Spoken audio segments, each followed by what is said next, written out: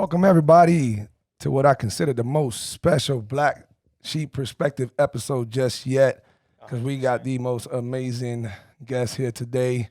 We got some updates. We got a lot of great things to talk about. First of all, Gus, what's up, baby? What's up? What's up? Good to do it again. So it's always too long in between podcasts. I hate it. We got to step it up more. And just to update everybody before we forget, Gus is no longer fighting January 25th. He'll be fighting February 21st. Mexicali. Puerto Rico didn't want none of his smoke, so we had to switch games. So to more important matters, man, we have got the most beautiful female in front of us right now. She's beautiful on so many levels. Her personality, her attitude, the way that we actually cross paths and got blessed to have her here today. She is a professional wrestler, not just a professional wrestler, but for WWE. She's also a bodybuilder competitor. We got a lot to learn from this lady. She goes by Ashley Mae, and I don't want to kill the name, Sebera. You got it. See that? Yes. What is Sebera from? What is that? Polish and Italian. Really? Yeah. And who's what in your family? The background? My dad is Italian and Italian and Polish, and then my mom has a little bit of Italian in her, but mostly Polish. Okay. And were they actually born over there, or was that from their grandparents? No, that was their parents were from. My grandfather was from Italy, and then his mom was also from Italy, but her parents were from Poland.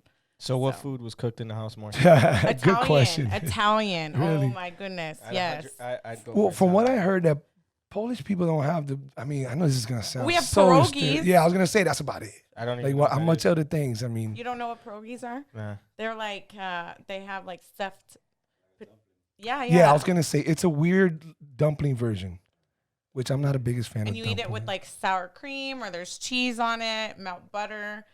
That's Listen. the only thing that's good. No homo, they got great sausages. Okay.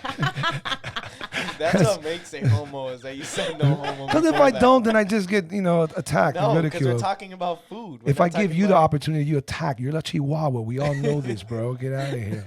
Ashley, thank you so much for coming here today, man. We were supposed to have you on last week. I admit that the most unforeseen bullshit occurred.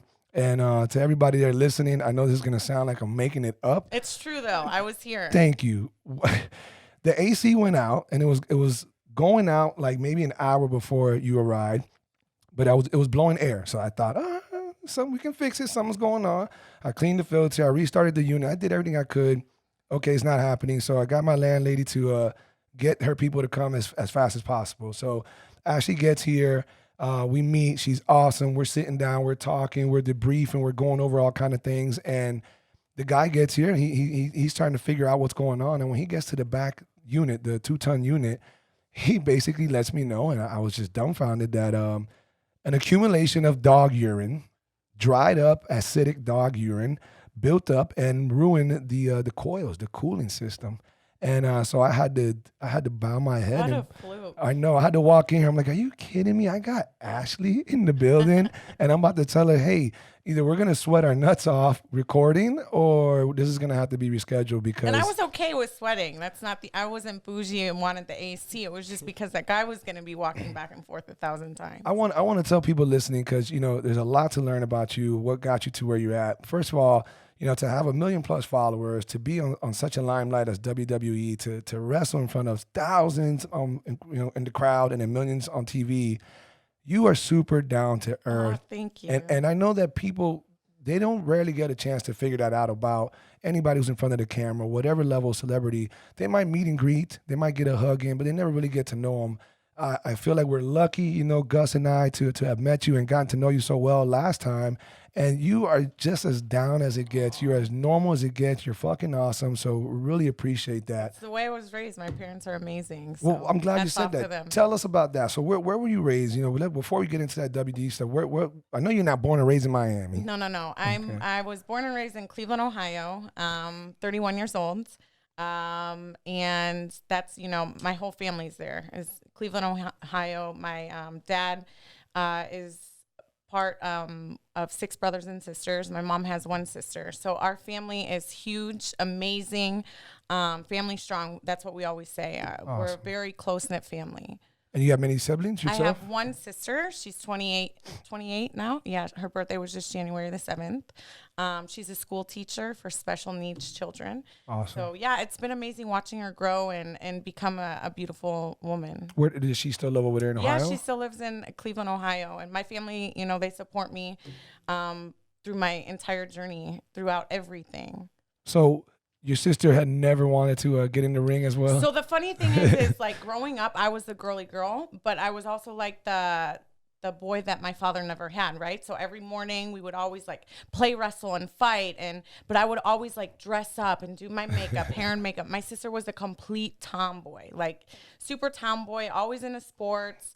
I was a gymnast for 18 years, but like growing up, it was like I always wanted to be dolled up and I wanted kids, I wanted a family and settle down. It was like, and then I would say mid-20s, or for me, I was in my mid-20s. She was late teens, early 20s, and our lives just completely switched. You know, it was like I started to be the active one. Sports was my life, you know, athletics, everything like that. And then she like stepped back and went to school and found her path. And I was still like I'm like, what can I do? What can I figure out to do? You know, and I was still hustling with everything. And, you know, she's at home. She's in a serious relationship. You know, she wants kids. She wants a family. She wants to settle down. Everything, you know, I want. But I'm on this mission. I'm on this path. And I'm on this, you know, I have a lot of goals that I want to reach in life. Was the relationship always healthy between you guys? Oh, yeah. She's amazing. That's great. She's my best friend, too. You know, my mom's my best friend. My dad, I'm a daddy's girl, too. But, yeah, me and my sister, she's everything. I call her all the time. We text pretty much every single day. We're very close. That's great. That's great. Family over everything. Yeah, you can hashtag that first. forever. Yeah. Yeah. Let me ask you. So you're growing up in Ohio, and you kind of slid it in there real quick, like if it was nothing. I did gymnastics for 18 years. That's a whole fucking life right there. Okay. It really is. So when did you? That's longer than almost right. almost. So when you started, what 5 or 6 maybe? I started at the age of 2. So I was in mom and tot classes. So I was connected, like my mom was a stay-at-home mom. So at that time, she wanted me to be active, and I started at the age of 2, mom and tot classes, and you know, it just developed from there. It was just something that I kind of like stuck to, and that's all I kind of knew. And growing up, it was crazy because, you know, in school, it was always school first, you know, grades first, school and everything like that. But like gymnastics was the only thing I ever knew. It taught me determination, drive, and dedication. I always say the 3 Ds.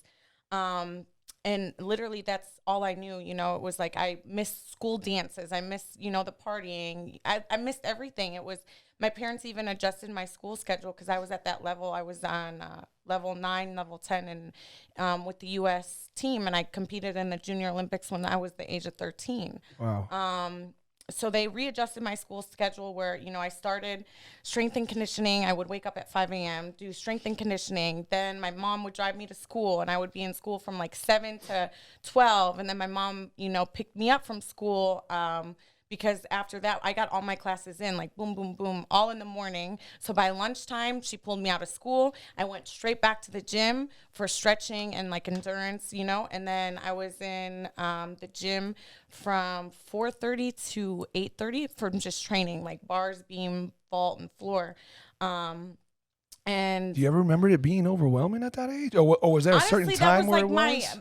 I was just super focused. You know, it was like my goal was to be in the Olympics. I competed in Norfolk, Virginia for the Junior Olympics. I was on the national team. You know, it was just international team. That's all I knew. You know, I would see school dances and, you know, my friends doing things, and I never really wanted that. It was just, I was so goal oriented that I wanted to make it to the Olympics, and training is all I knew. And it kept me out of, you know, a lot of trouble. But was that a lot of that developed because of the combination of the upbringing from your parents, or were your parents a little hard? Were they tough loving, or was it just came naturally and they were just very supportive? You know, know, they were just part of they it? were very supportive. They never forced it at all. You know, sometimes my mom looks back and goes, man, I really wish, you know, I would have taken you out. And I go, why? You know, because I loved it. But she was like, because you missed so much. And it really didn't, because it's like I always say, and later on I'll describe how my life is. It's puzzle pieces, right? So everything kind of fit together. And where I am today, if I would have stopped back then, I might not be where I am today. And you know, it was injuries that had stopped my career. I had stress fractures in my back. I had reconstructive ankle surgery. As I mentioned, when I was in the Junior Olympics, I broke my nose, almost became paralyzed by, you know, they thought I snapped my neck. So it was just injury after injury after injury. And when I had reconstructive ankle surgery, that kind of like stopped my career, because it was like I couldn't get back onto that level that I was at. You know, it was, I wanted to go to college. Full scholarship for gymnastics, and I couldn't. Like, it was such a shocking moment in my life where it was just like my dreams, my goals, everything was crushed. And when was that last one, that major injury, that where you finally started thinking, okay, I'm gonna have to turn into something different? Yeah, that was the end of my going into my senior year, and I kept trying. Like, I was still in gymnastics, kept trying, but it was like I could never get back to the level I was. And my doctor was like, Ash, listen, like, your body right now is a mess, and by the age of 35, you might not even be walking, right? Shit. Like, it was ridiculous. Do any of these injuries affect you now or no? No, my back, I would say a little bit, but that's just from wear and tear with everything that I do. Right. My ankle, you know, when I go back home or I travel to the cold weather, it's crazy. The older you get, your body and your muscles kind of just like get tight, and like you feel aches and pains. I think that's just with age and what I do now. So my doctor was like, hey, why don't you try diving? And I was like, what are you talking about, diving? Like, what, you know? And he's like, running off of a diving board and flipping into water.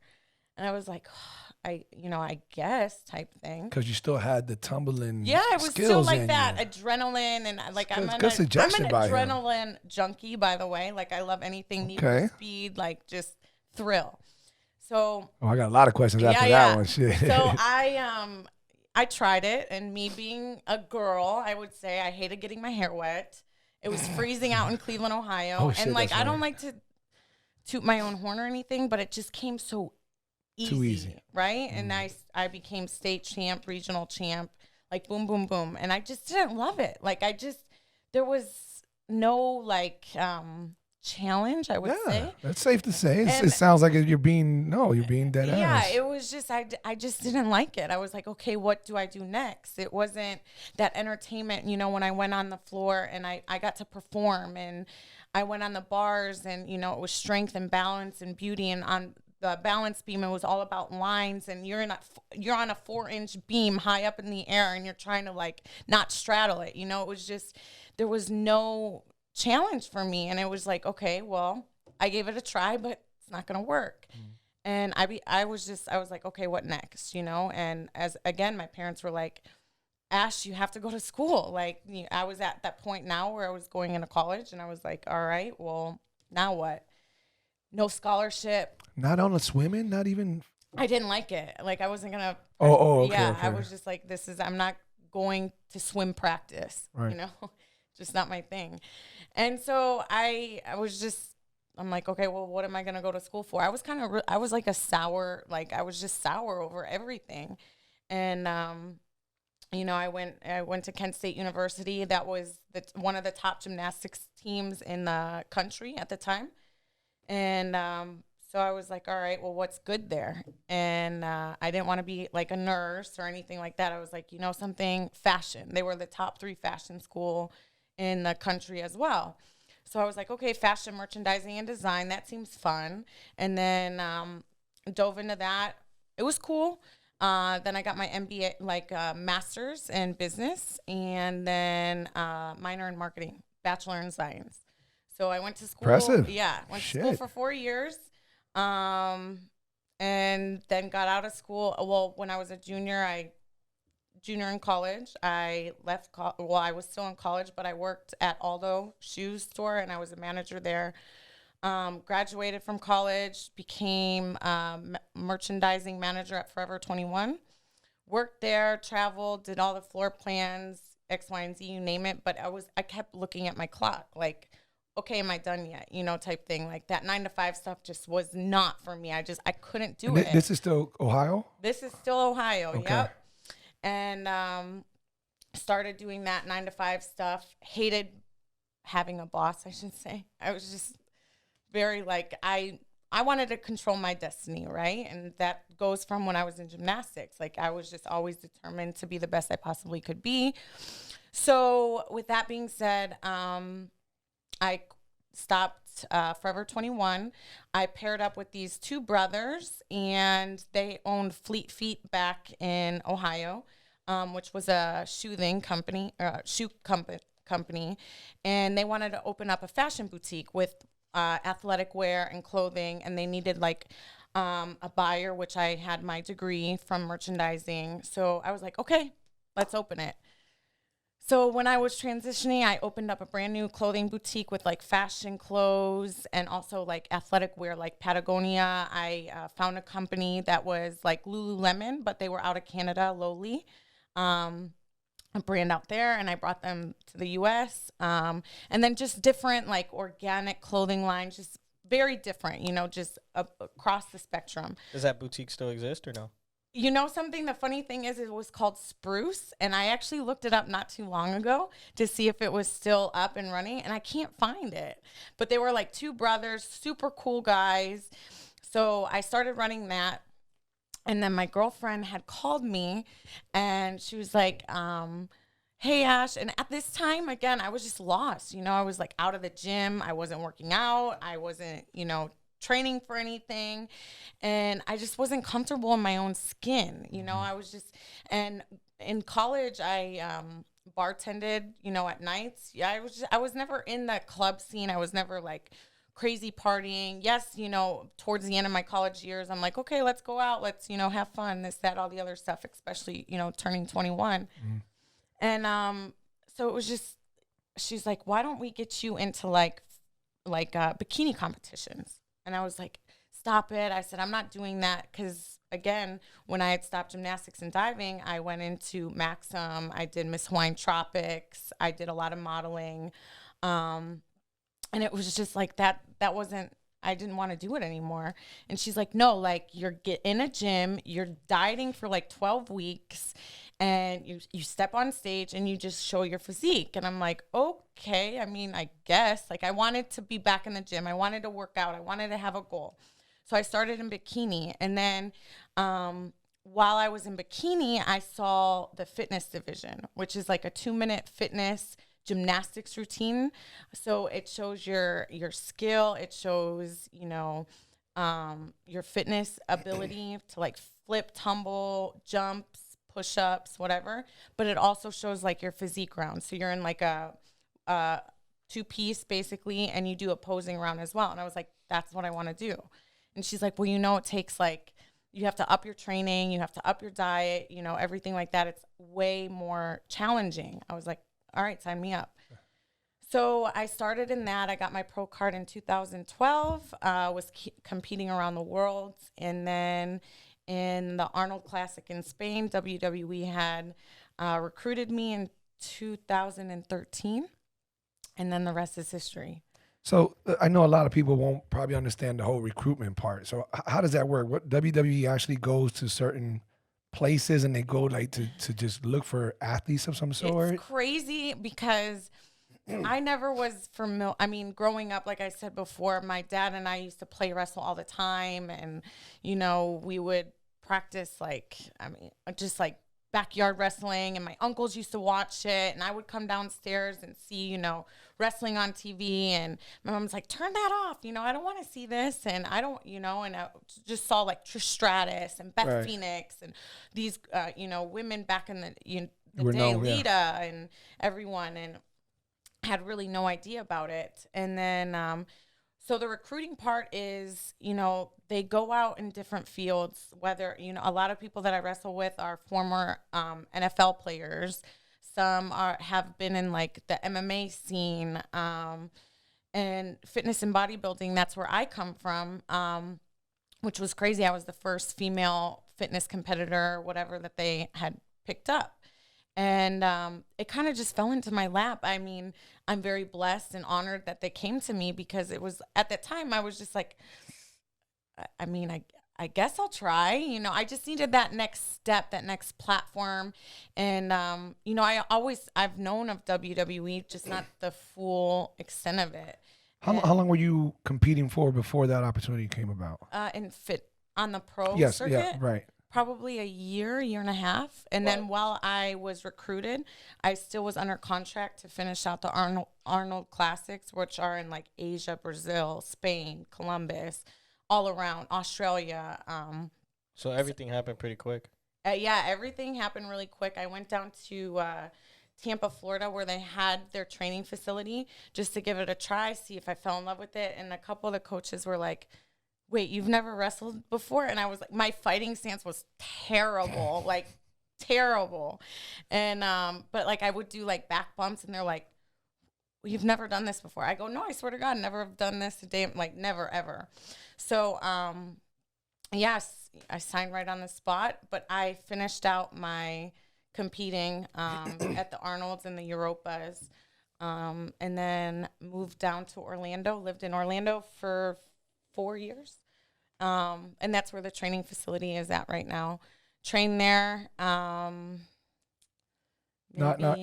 So you grew up in Ohio, and obviously for school you went to Kent. I don't know where Kent is at. Ohio. Kent, Is Ohio. it? It is. Yeah. Oh, it's in Ohio. Mm-hmm. Okay, so whole life up until now was Ohio based, and then you come to Orlando. Now that's a really big city, and there's a lot going on there. It's very touristy, but I would imagine compared to Ohio, that's a big change right there. How'd you feel about that? You know, I never want what ifs in life, right? And I never wanted to regret anything. At that time too, it was a perfect transition for me. It was like nothing was holding me back.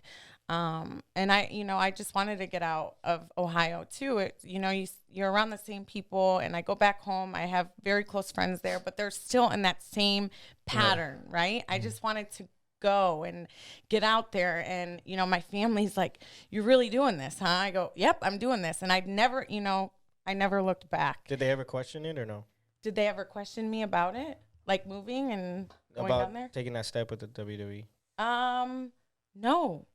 They've always supported it. Always. They probably just didn't know that you had it in you to actually pull that trigger. I think they did, from back when I was, competing in gymnastics. It was just, if I won something, it was like, okay, what's next? It was never like I celebrated this huge win. I always wanted to go back in the gym and keep training. And my dad always pushed me. It was crazy because we had balance beams in the backyard. He built me a bar set. So it was like if I fell off the balance beam and I was at a gymnastics meet and I saw him back there, like in the back, I was like, oh God, go home. And then he would be like, all right, go downstairs, stick 5 back handsprings. And then, but like it literally paid off to where I am today because I never quit, never gave up, just kept pushing through. Do they go to your events? Yeah, when we're in town, my mom always goes on the road with me. That's awesome. My dad he calls me Duders, right? That's like been my nickname ever since I was like Duders, yeah. So he's always, every time I'm on TV, I come back and there's probably text messages from my mom, my dad, and my dad's always like, way to go, Duders. Like, and he actually comes up with moves. We have to ask you, what the fuck? Where does Duders come from? I have no idea. Come on. I have no idea, So but when they go to your events, do they call you Ashley or do they call you by your WWE name? They call me by my parents. When they're out when they're out in the audience and stuff like that, if someone's cheering or my mom looks a lot like me, so she'll be like, or someone's like, oh, you look like Dana's mom, and she's like, yeah, I am Dana's mom. It's funny because my sister's kids at school know who I am, so my sister will have to say Dana, and she feels like super awkward or weird about it. Right. And, my friends, too, I'm like, don't call me that, don't. But it's crazy because when we go out to restaurants or stuff like that, I'm so programmed to Dana and signing. I'm always Dana, Dana, Dana. That's what and there was one time where I went at a restaurant and I signed the Bill, yeah, Dana. And then they looked at, and they're like, I'm like, oh my God. They're like, I need a CID and this and that. I go, I swear to God, that's, it's me. And checked my ID, and obviously everything's okay. But, the fan mail and stuff like that comes to my parents' house, and I try and sign every single one of them. Sometimes I slip up and sign it Ashley, and then I have to like scribble it out and write Dana. So let's piggyback on that. You to have a newfound group of fans who are now there's a lot of levels to them. They can overly love you, they can be hateful, they can be spiteful, they can be just many levels to it. How was that adjustment to just, wait a minute, I got people writing me, sending me messages, reaching out to me? How did you adjust to that? It's a fame. Yeah, it's difficult. It is, because, I've always tried to be as humble as I possibly can be, and always look back on, I'm grateful, I'm happy, I'm healthy. And I literally try and spread such a positive message across the board with, live life like tomorrow's never promised, and, never give up, never say no, keep pushing forward. And with the positive comments and the letters and the motivational messages, that's what keeps me going. That literally keeps me pushing to keep spreading my message, keep going out in the ring, and keep trying to be the best I possibly can be. All that negativity that comes my way, I see it, but I don't go looking for it, right? But I see it constantly, and haters are my biggest motivators, right? Mm-hmm. I try and put my hater blockers on and just kind of keep going and try and prove them wrong, right? And recently I did a article in Sports Illustrated, and they had asked me how I deal with those, the hate, the negativity. And I'm always saying, like, if I can just try and inspire them some way, somehow, with like one thing, because obviously it comes somewhere deep within that they have a problem, they have an issue. And I'm sure, I've felt that way about something or someone in my life, but you can always pull out of it somehow, some way. You just have to dig deep and keep trying. So if they, I can steer them off that path and they can relate to me somehow, some way, then I know I've done my job.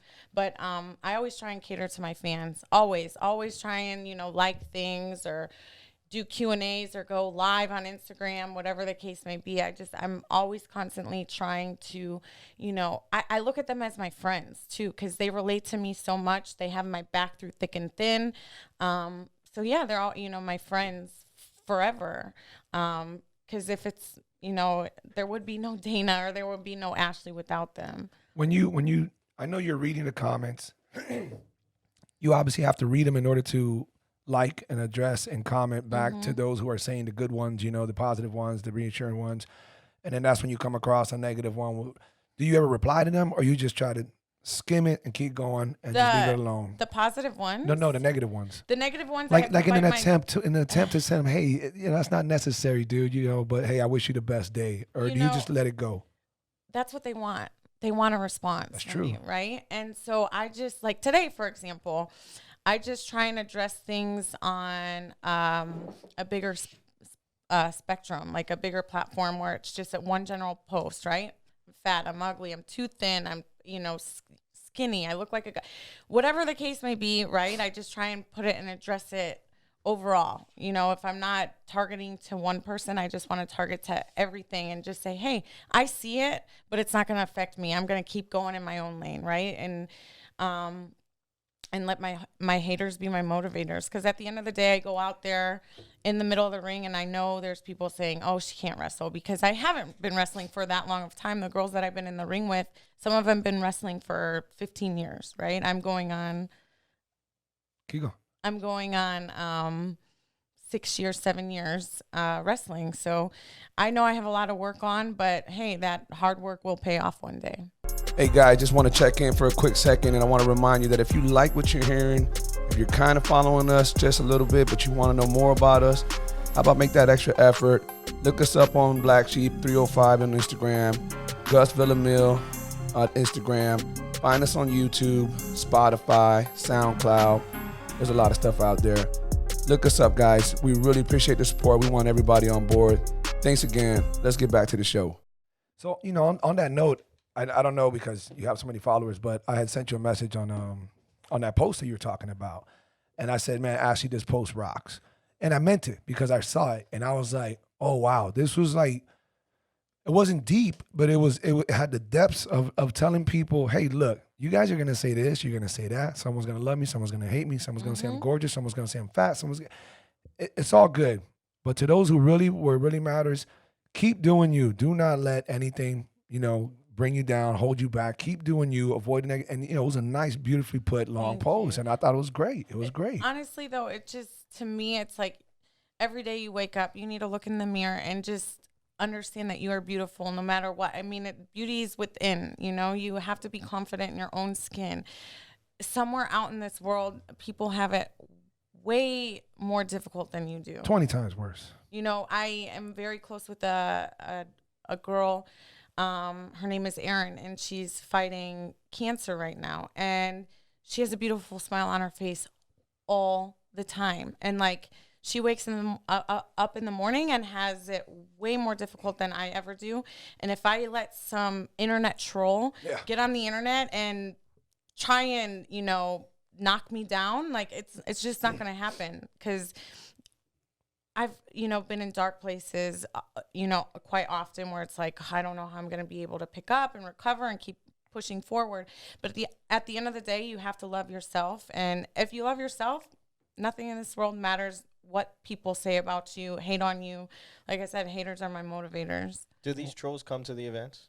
Of course. Fuck yeah. Of course they come to the, but what the funny thing is, and I was just telling Yuli this, I said, they'll be the first ones in line for an autograph, and your biggest fans ever. That's crazy. Right? That's crazy. I'm like, hey, then I have to be doing something right.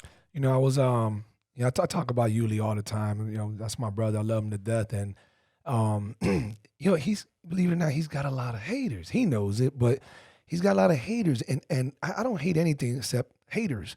And I remember I was literally talking to a friend of ours. Mm-hmm. It's a mutual homeboy of ours.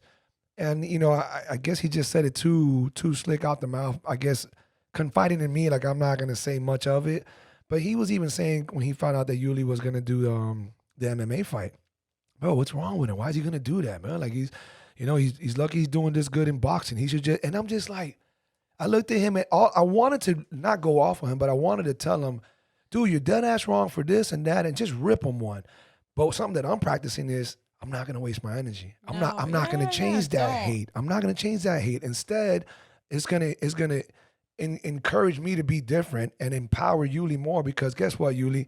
You got undercover ninja like haters who are fucking walking right by you, like these fans of yours. Yeah. And it's incredible. I want to see everybody do good. Only people that I want to see do bad are evil motherfuckers, molesters, and killers or whatever the hell. Other than that, hey man, you think that's a good decision? Do it, live it, love it.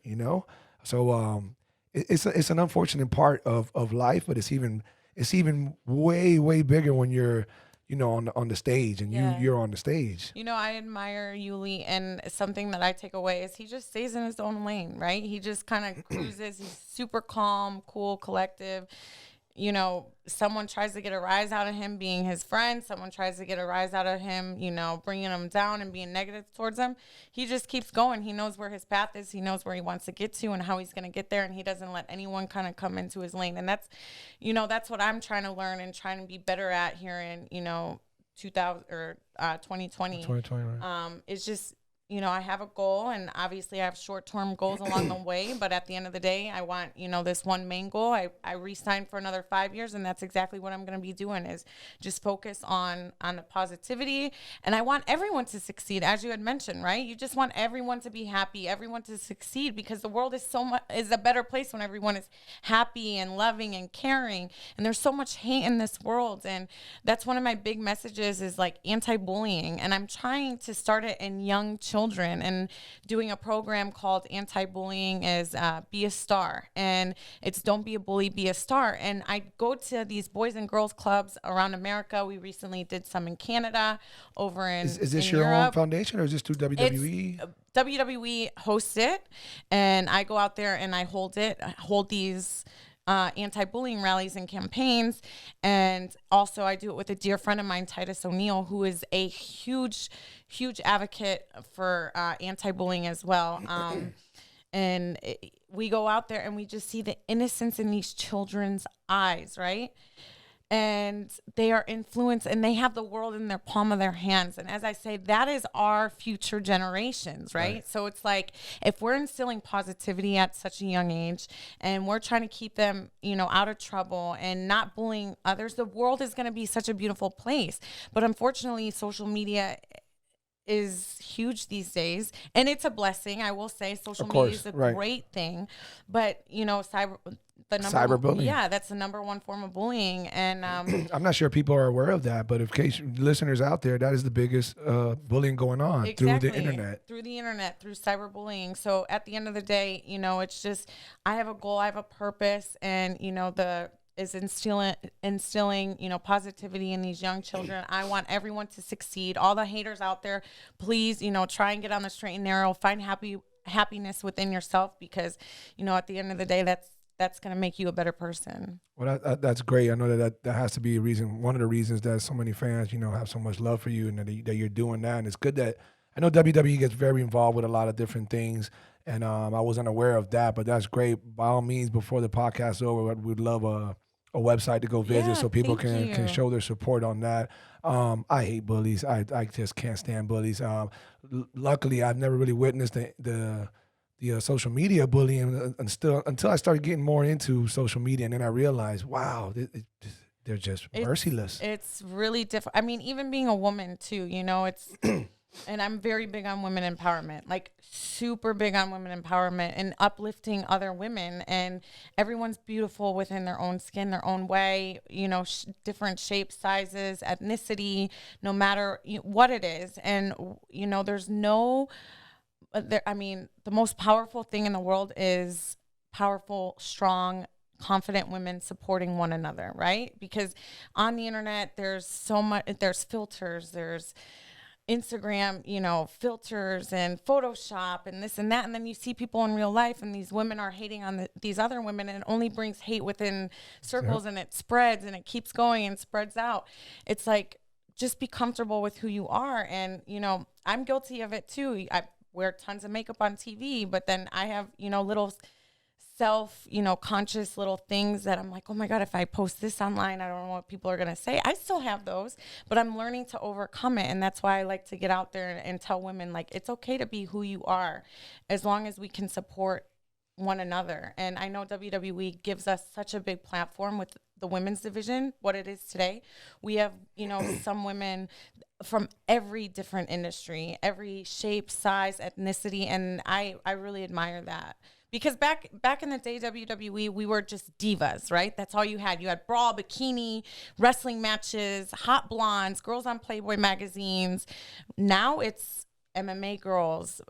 We have, very tall, muscular women, girls from the fitness industry. I mean, girls have never wrestled a day in their life.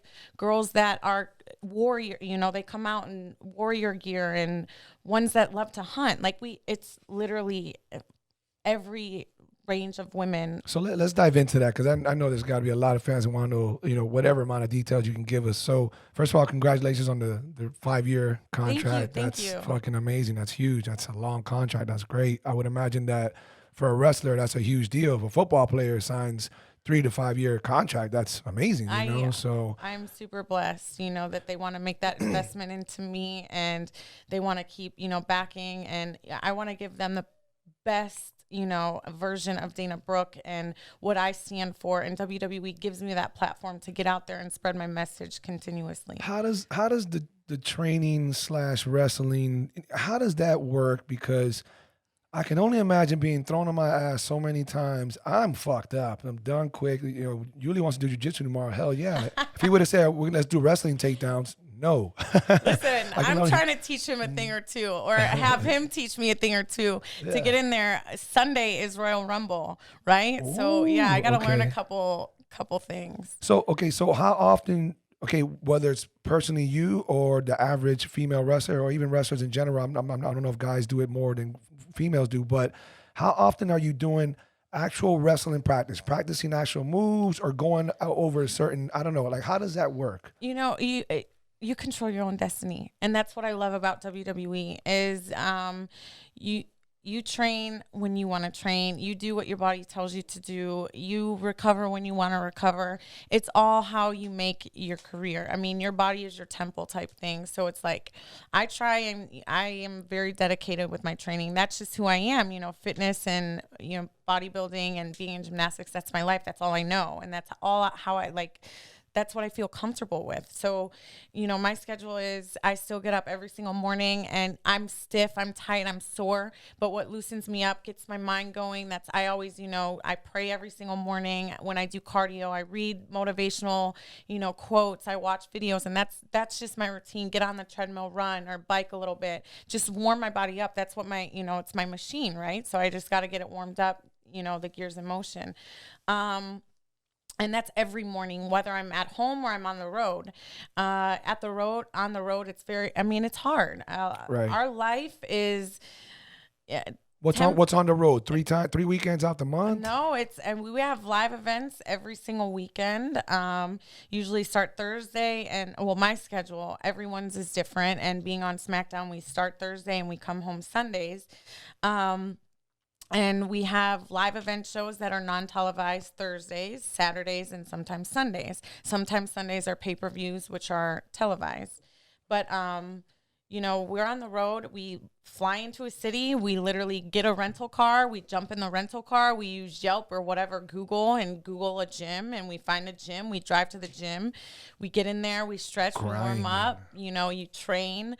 You find, like, a healthy restaurant or, you know, we're very fortunate nowadays that there's a lot of meal prep companies around that sponsors and, you know, sends meals out, and you try and eat super healthy on the road. Or are you pretty good with that? Yes. I found my little ways. Like I shout out to Starbucks and their egg white bites. They're super healthy. Okay. And then Whole Foods is amazing too. You know, you go to Whole Foods and you stock up on yogurt or like grilled chicken breast, or, you know, Cracker Barrel too is one of my favorite go-tos. They, you know, serve your breakfast super clean.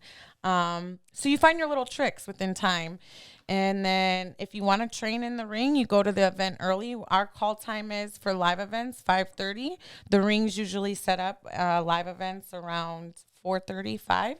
Get up, get in the ring, roll around. I like to do like blow up sessions in the ring. I'll get in there around. When you say blow up, is that like to get your heart pumped? Yeah, run the ropes, you know, crisscross, run the ropes, do drop downs, up and overs, just trying to get, you know, your heart rate up. I always say this, and probably a lot of the fighters do as well. There's no such cardio, I would say cardio shape as in ring shape. Like you just get blown sky high. I can run on a treadmill. I can do ellipticals, plyometrics, whatever. But as soon as I get in the ring, I don't know why I get super blown so fast. Adrenaline dump. Yeah, no doubt. I don't know what it is. Well, no, you have the adrenaline dump as well. But I was gonna ask you refer to Gus because you know Gus is an elite wrestler. He's literally one. He's the best. He's the best wrestler at our gym, hands down. And he wrestles with a bunch of elite guys all the time outside of our gym, all the way up to the matter of fact. And we were talking about it earlier that he went to the ATT Coconut Creek, which is the most known. American top team. That's right. Yeah. And they look pretty good over there. We'll just say that right there. Shout out to Elvin. But you know, I can understand when fans don't understand certain positions and what's going on in a fight or in a wrestling match. And speaking for a fight, and I would even say a wrestling match, is so grueling to just lean up on somebody. If I'm just leaning up on you against the fence, the cage, or the rings, or the turnbuckle, and your every muscle's flexing. I'm flexing every muscle to hold you there while trying to control your wrist, while thinking about what to do, placing my head in the right position, so on and so forth. You're doing the same to negate all that, and it is so grueling. It's not. I'm just running. You know? It's not only physical; it's very mental. Of course, I would say. Of course. And then the minute somebody flinches to you in a certain way, you flinch, and that is a full body tension. Your whole body just contracts for one split second. Do that about 20 times, just standing still and watch how tired you get. Exactly. You know. So, let me ask you though. You had to have certain moments that were maybe not fangirl, but like reality hit. I was like, hey, there goes a superstar wrestler that I've, been seeing on TV, or hey, I just had coffee with McMahon, or, something like that. How were those moments when they came? Did they come pretty easy for you because you weren't watching it that much? You weren't the biggest fan at the time? Everyone knows who The Rock is, right? Of course. And The Rock makes you feel like you're his friend, no matter what. He is the most down-to-earth, super cool, chill guy in this entire world. He is amazing. So at first I was like, a little fangirl. But confidence is key, right? You go up there, you kind of say like, congratulations on this movie, or he had that Warrior show going on for a little bit. That's right. Yeah. So you just, break the ice, talk about something very, common ground interest, and his, Danny, who runs like all of his production stuff, is very big in the fitness and bodybuilding world. I sat down with her a couple years back before she got her pro card, and she was asking me, for advice. And I was like, well, you're asking me, of all people, but found it super humbling, right? So it was just like little common interests that we talk about. And he comes to the shows in LA. He came for the SmackDown premiere, and he knows everyone by like first name basis, always knows like little things about you, little like fun facts, that you might not think he knows, but he really does. He's such a cool guy. I would say Stephanie McMahon too. Everyone knows who Stephanie McMahon is. Of course. And she is such a role model. To me, she's definitely a role model too, because it's like, she's a strong mom, she has children. And one day, I would love to be a mother. And what she stands for, how she presents herself. She's a businesswoman, she's super on top of everything. I was actually in one of her first women's affinity groups, and the way she carries herself as such a strong businesswoman is amazing. She loves kids. So I try and follow everything that she does. Any event that she wants to be held, I go and do with her. As far as like Connor's Cure, which is a foundation for pediatric children in the hospital and cancer. So I try and do a lot that, I try and mirror her, she's a great role model. But with that being said, she is our friend, she's in her 30s or, early 40s, and she comes back behind stage, and she's the first one clapping for us when we come back from a match. Like super positive energy, is like down to earth, such an awesome female, role model. That's awesome. So at first too, she is my, she's my boss's wife, and she's also my boss too. That's who we go to if we have any issues, problems, things of that nature. But she comes off super down to earth. Brock Lesnar, UFC, just a gentle teddy bear. I probably shouldn't say this, but yeah, he's just such a kind, individual too, gives best advice. He's just a gentle soul. It's a Undertaker. You see him and everyone's like super like, whoa, it's Undertaker, but he gives you the best advice. He'll be standing ringside while we're like running through things. And if he sees something that you could do differently or fix or critique, he gives it, and it's super motivating and positive. So it's like a big family, I would say, huge family, and people that I, not only in the wrestling industry, but as far as movie actors and actresses and singers and, NFL players, golfers, NBA players, Serena, Ronda Rousey, everyone, out there that is a very huge, name. I see them backstage and I'm like, oh my God, I'm their fan, but they're our fan, which is super crazy, Growing up, it's like I used to watch shows on TV all the time and I'm like, oh my God. Or, my favorite singers growing up as a child, or, gymnastics heroes and people that I used to look up to. And now that, they come behind backstage and they know me by first name and I'm like, wow, that's crazy. And what takes me back to like my fans and, me being very relatable to fans is I remember when I was a child, I'm not going to mention any names, but I would like write into like one of my favorite gymnasts and write in this letter and, how much they motivate me and send it to them, ask them, for an autograph back. And like, I never got it. Right. So it like stuck with me. Drop the name. No, I'm not dropping the name. No name. Who was it? No, I'm not saying, but I remember that like nothing. And I will go home and I it might be I'm so tired, Right. and I see the stack of fan mail, and I will do my best to just sign and send it back. It might take 1 or 2 months, but I promise you I will get there. And I do. Like I take pride in that, and take pride in, because I remember that as a child growing up, and I always want to be that role model that I used to look up to. So yeah, the way that impact, I'm not gonna say negatively, but the way you remember that what you just recited, as far as the person who didn't write back, yeah, it leaves an impact on you for of life. So course. if you can turn that into a positive and say, hey, if I just, whether it took a month or two, if I wrote back and said, hey, thank you and you're welcome and whatever, love, peace, and hair grease, whatever, Yeah. you can change that person's life.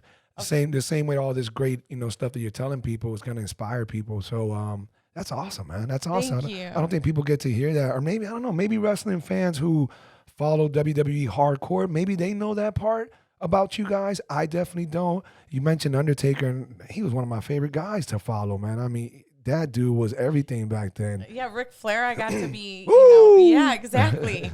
I was with him and Charlotte Flair. It was an amazing time. Learned so much. And, Ric Flair is anywhere we go, we would be out at a restaurant, or at a hotel lobbies, and we would grab food after the show with him. And it's just like me and you talking, right? Mm-hmm. And then it's just, I look at him, growing up, that's my uncle's favorite, like absolute favorite. And it's, to me, I was fangirling at first, and then we became super close, knows everything about the wrestling world, the industry, gave me amazing advice that I'll never, ever forget. And then, people, I look and I see all these cameras and filming us and this and that. I'm like, oh my God, this is crazy, but it's just, I was never exposed to that, growing up. I don't have family within the business. It was just crazy to me to see how everything, takes off, and how these people are so recognized. What about the injuries? Because, I mean, you guys do, everybody is probably limited, Rey Mysterio used to probably do the craziest shit ever, jumping and spinning. And so, depending on your abilities, you have a reconstructed ankle, but you were a gymnast. So evidently a lot of these things came pretty fluid to you because of the amount of tumbling and things that you used to do. But accidents happen, and I've seen them live on TV. Mm-hmm. They'll happen live, and it's pretty fucked up. Have you dealt with any serious injuries, whether live or just during a show? Yeah, or whatever? I've dealt with a couple of injuries. I shall say, knock on wood, not many more left to come, but accidents happen, injuries occur. I will say WWE and their medical staff take injuries very seriously, and they do amazing job at rehabbing and helping us as athletes get back into the best shape we possibly can. It's just crazy to me. I never knew going into this how, it's sports entertainment, right? But there's entertainment, but there's also that sports athletic agility side to it that is tremendously impressive, because you see these big guys. I'm like, how can they move, but they're very agile and move. But like you said, injuries just happen, and they kind by accident or reoccurring injuries kind of set into play. Daniel Bryan with his neck accident. He's back in the ring. He never thought he could wrestle again in his life, but he kept trying, and our medical team and our medical staff kept investing in him and trying to get him where he is. Now he's back on top of the world. How long was he out for? Do you know? Oh, I'm not too sure, but for a while. What did he do? Crack a disc or what? I think just broke his neck, and it's. Fuck, I'm not wrestling again if I break my neck. You got me fucked up. It's incredible just to see the shape he's in now. It's like he's never missed a beat. Kurt Angle, too. As you probably know, Kurt is an amazing wrestler. Yeah. He had. I didn't know he was as big as he is. He's 6'2", right? 6'2". Yeah, he's big. He's had a lot of injuries, but he just takes care of himself, and it's all kind of with WWE's assistance, plus how we rehab and take care of ourselves, and the combination of that, you know, we get back in the ring and we pick up where we left off. But you have to take care of yourself. You have to take care of your body. Your body is your temple, and you know, your body right now, like for me, my image, my appearance, the way I am, that's what's making me be the best I possibly can be and make me have this longevity within WWE. Are you pretty much getting a massage and chiropractic work once a week? I would say, I would imagine. Yeah. Right? I had a massage last night, amazing massage. I'm very grateful that my best friend, she is a doctor in like PT and stuff like that. She does like all the Graston work and the technique and the trigger points and acupuncture. So I'm very blessed that, you know, she can work on me. I come home and I'm like, oh my God, my neck or my back or something along those lines. Just honest to God, it's not even the wrestling, it's the traveling, the being in the airplanes and driving in the cars and you know, man. Yeah, it's just crazy. Sitting around in those positions for so long. Yeah, it's crazy. You know, I in the plane and my legs go numb. I have to get up and start walking around. Dude, that's me all the time. Yeah, it's insane. My foot went numb twice already, by the way, just to let you know. I'm over here shaking my feet. Yeah. Like move, I'm like, something's. Yeah, well, now the cat's out the bag. When you see me moving, that's because my foot's going numb. Yeah. You guys are old. I know we're old. Good over here. I'm chilling.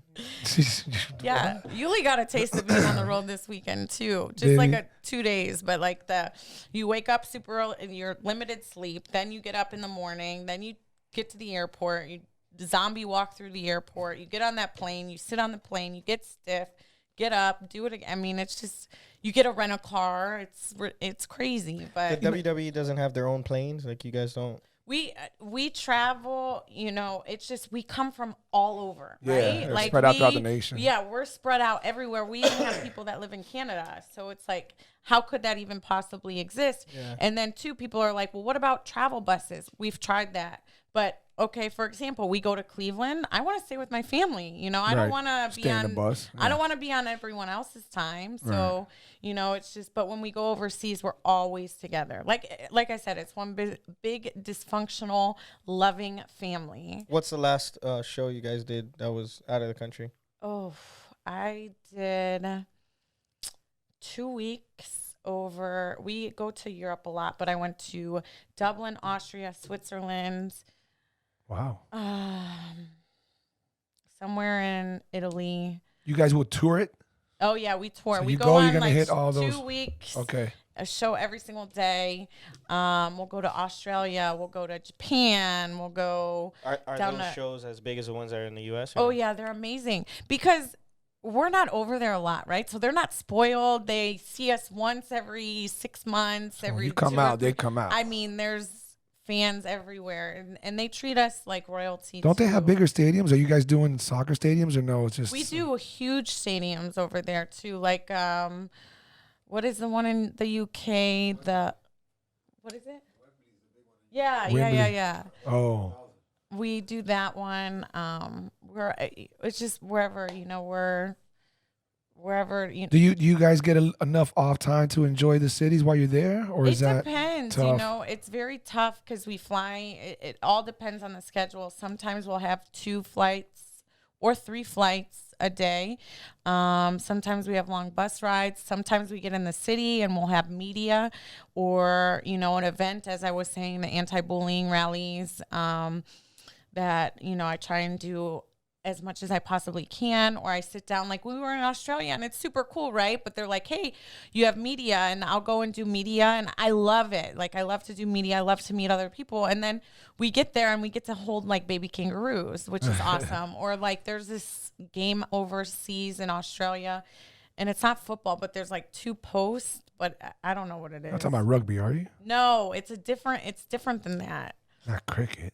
No, I don't know what it is. It's in Australia? No, yeah, it might be something I'm unaware Australia. of. You want to look that? You want to see if you find out what is that? It's an Australian sport. Maybe it is rugby. I don't know. It's like whatever. And then it like has. Well, you would know it's rugby because they're tackling each other just like NFL, except they don't pass the ball how we do. Yeah. Rugby. It is? Yeah, it's rugby. Yeah. I just didn't. She said that the pose is what threw me off. I mean, did they look like that or no? Because that's rugby. Let me tell you something. Rugby is awesome, dude. Matter of fact, I actually think. Yeah, Oh, that's yeah, it's actually rugby. it. That's rugby. Yeah. What's up, crazy world? You got to be a little loose upstairs if you're following us. But if you're not following us, what the hell are you waiting for? Listen, go ahead, stop what you're doing, pause. You can come right back to this. I want you to subscribe. Go to YouTube. I want you to go to iTunes. I want you to go to SoundCloud. I want you to just find any platform that we're on. Follow, listen, show your love and support. Thank you very much. Appreciate you. Let's get back to the podcast. All right. So you talked about hard times in your life that difficult to get out of. What are some that you feel comfortable talking about that were hard times? 2 years ago, I lost my ex. I was dating for a long time. One of my best friends for a very long time. And then we took things a step further and, we started dating one another. And that's actually what brought me down to South Florida. I moved down with him. He was in the fitness and bodybuilding industry as well. And just, supported everything that I ever done. Always was, come home, train, all this stuff. And it was just amazing. It just felt like life was a set. At finally one stage in my life, it was like, okay, I got to where I wanted to be within, WWE. WWE gave me that platform, success, that next step to get my message out there. And it was amazing. I supported him in the bodybuilding and fitness industry, one of the top bodybuilders in the world. And all of a sudden it was like a rug was swept underneath my feet, right? And it was like everything just completely came crashing down. And I was just in a really dark place with as far as not accepting it, it was just like I couldn't accept it. And it was just like, why this, why me, this and that for a minute. And it was just like, I was lost. It took me, I would say, going through things in my life as far as gymnastics, right? That was, everything was going super smooth and boom, my dream was crushed. Right. No Olympics. And then I try to figure things out and trying to find my way, my path, this, that, all the other stuff. And I tried to go to school, went to school and then boom, again, went to school for basically nothing. It's not anything, but later, yeah, it was just not what I wanted to be doing at the time. And so I was super lost. And then I found, fitness and bodybuilding and then molded into WWE. And then it was okay, but at that time it was I can't find anyone that understands, supports, loves what I do, and I guilty probably too, because I was just very standoffish too, where I just wanted to focus on my right. straight and narrow, my path. Right. And it just fit. And so that time I was just okay, now what? It was just, and then I looked back and I was I can't stop. Wrestling, I always say this, wrestling saved my life, because if it wasn't, life keeps going. You can't pause your life. You can't stop your life and be okay, let's press pause and let me just sit back here and just, grieve. And everyone has a different way of grieving. I'm not saying taking some time off and trying to go through your feelings is wrong. It might work for someone else, just not for me. And with WWE, it always constantly is going, right? The stories are evolving. The matches are constantly going. And I can't have life pass me by. I just couldn't. And then I sat back and I had to accept it, right? I had to accept okay, I can't change anything. These are the cards I'm dealt with. Now, am I going to let it make me or am I going to let it break me? And I always, throughout everything, always try, if it's a negative situation, try and pull a positive out of a negative. And, at that point in time, I was let me just focus on me, right? Let me just sit here and just focus on me and try and recover. And it was the hardest thing ever, because it was just okay, this is me, myself, and I. I'm the only one here in South Florida. I have no family here, no nothing, all this. And wrestling, it just kept going. And it was just that was my only outlet, right? And I got to disconnect from reality per se if I went into the world of wrestling, right? It was I get to do this and I get to wrestle with this person today, and I'm on the road and I go to this city, and this city. And another thing is it spread like rapid fire, when the news broke and everything was out there, it was just like me being in that spotlight, as we were saying, was like super hard. It wasn't, my life isn't private, so it was like, it was all out there, and I had it on every different end of the spectrum coming at me like, are you okay? This and that. And I couldn't show that weakness, even though like there was a little bit inside of me, and I was like, I just can't do this anymore. There was a part of me that I was like, I wanted to quit everything and just like wash my hands. Were you angry that you couldn't deal with it on your own? I wasn't, because I got angry with myself that sometimes I was in a low place, and then that anger drove me to get out there and like fix that void, and wrestling filled that void. I always said this. I said wrestling became the love of my life. Wrestling is my husband. Wrestling is what, like, it's a love-hate relationship, because sometimes I go out there and I'm like, man, I could have done this better. I hated what I did here. And then at the end of the day, I'm always striving to be better at wrestling and be the best I possibly can be.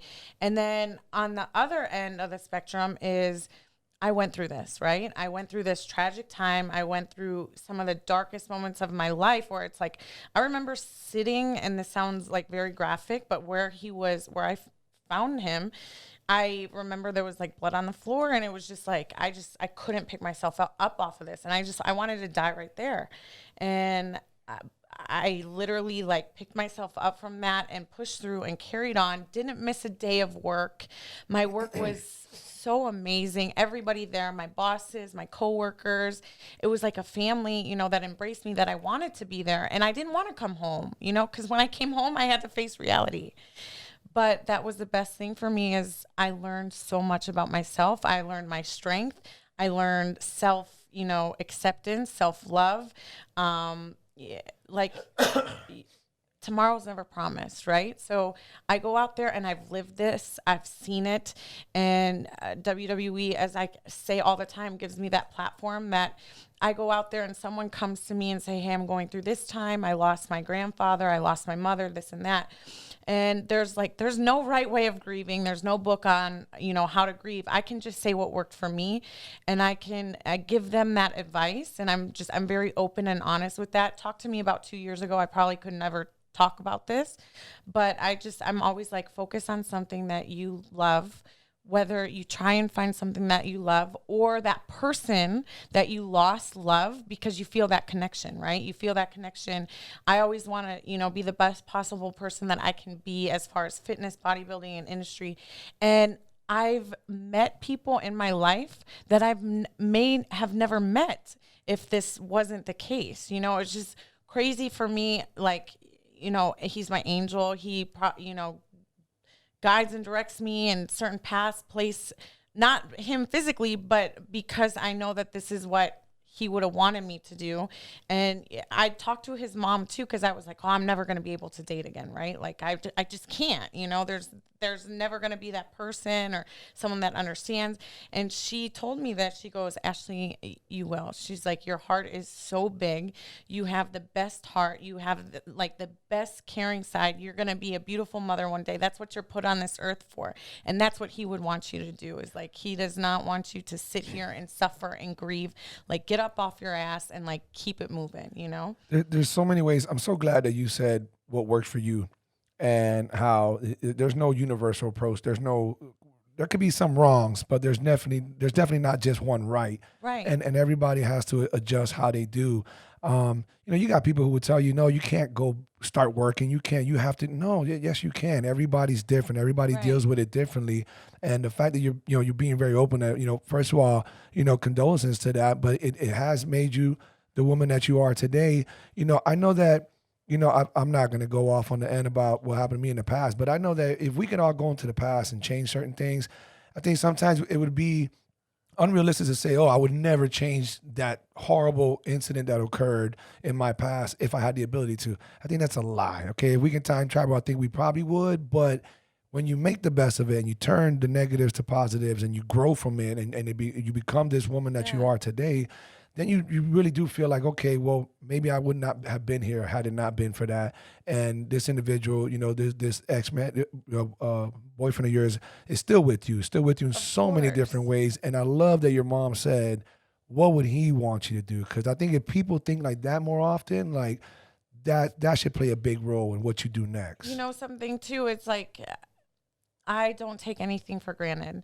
And I think maybe back then it's taught me how to love even more, you know, going into something again too, because I look back at it and I'm like, oh man, we would have little spats and arguments, right? And then I would get off the phone like, I'm so angry at this person, hang up the phone and, you know, not say I love you, or get off the phone angry or mad or upset.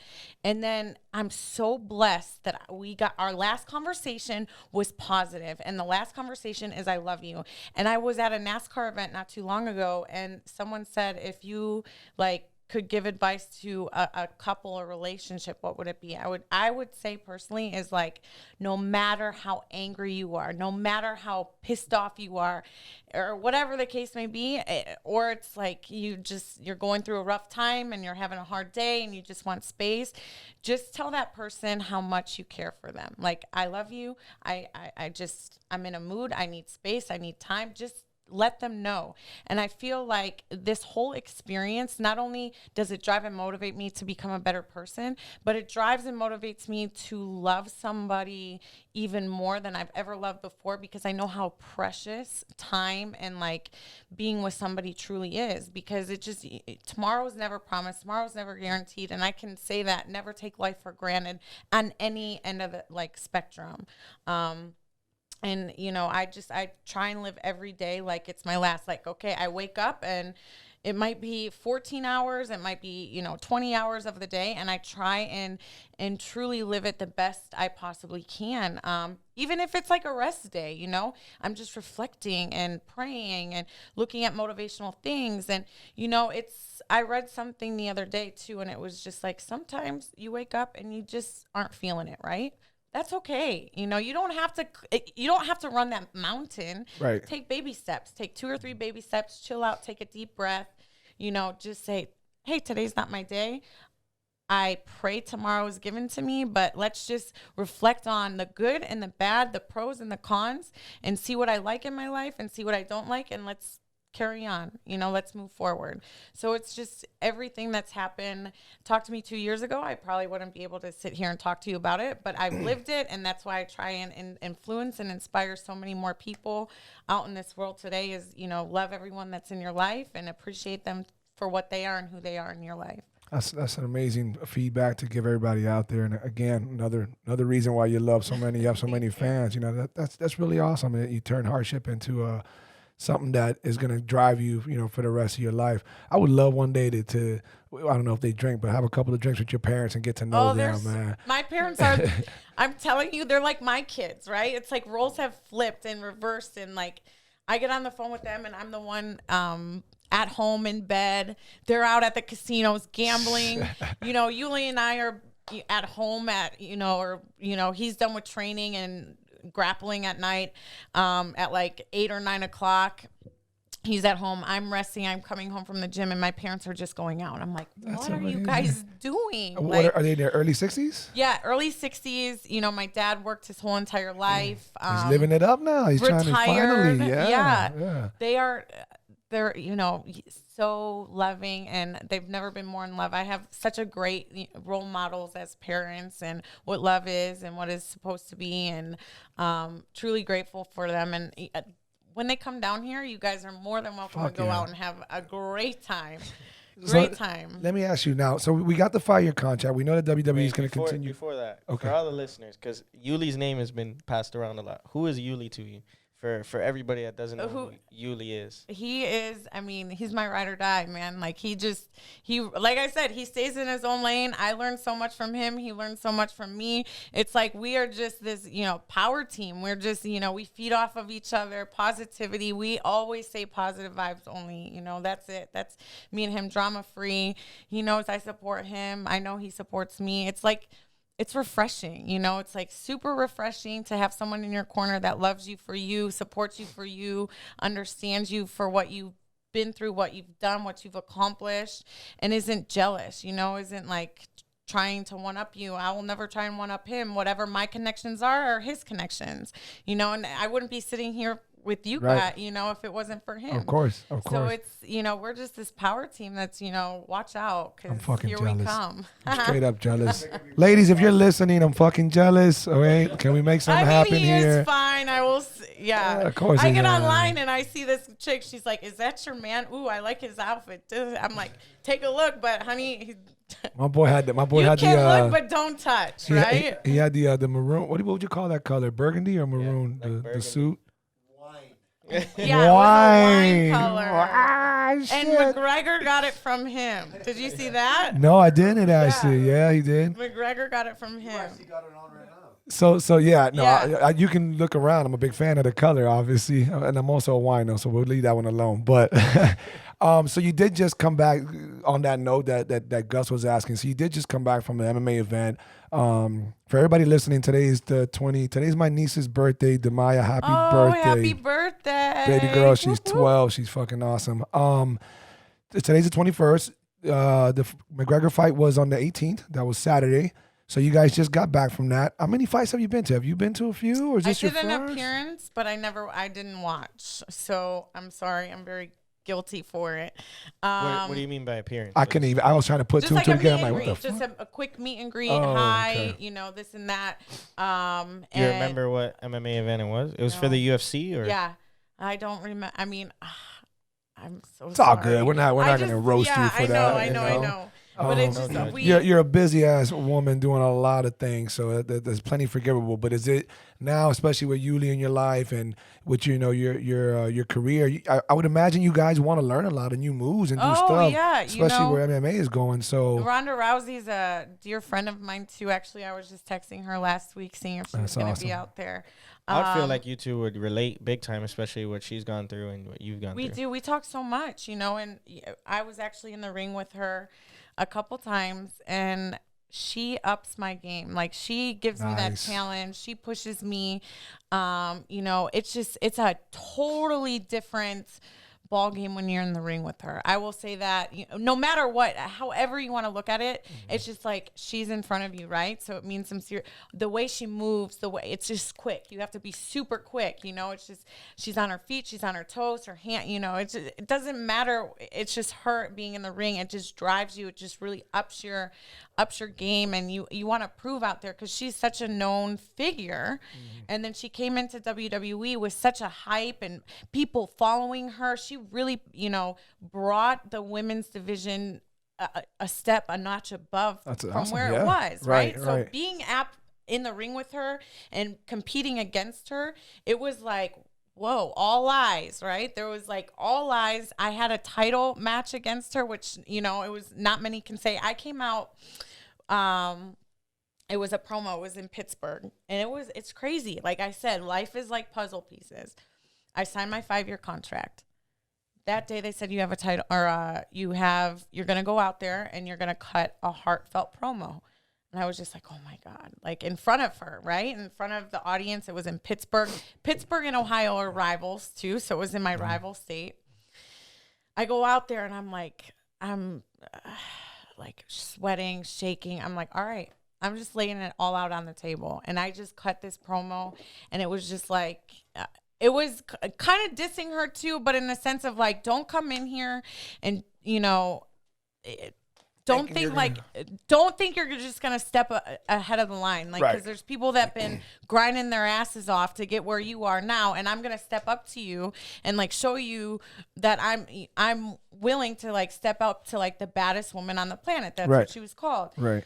And so, you know, I cut this promo, and the fans went crazy because I just basically said, I went out there again, no makeup, like just, and it was the first time ever I was out there as Ashley. Like, this is me. This is my heart. This is my sweat. This is, you know, I bled for this bit, you know, everything. Like, here I am, you know. And she was just like, she told me, she was standing in front of me and she wanted to cry because I was just like, I'm doing this. And then that next week, we had a title match.